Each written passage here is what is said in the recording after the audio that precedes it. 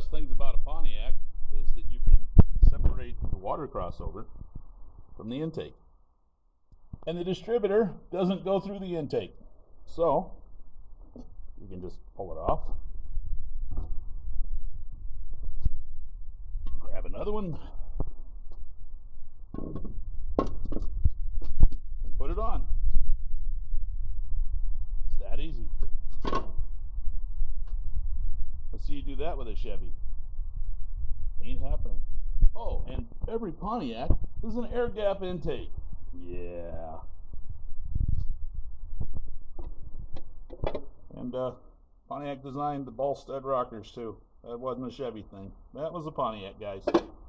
Just saying.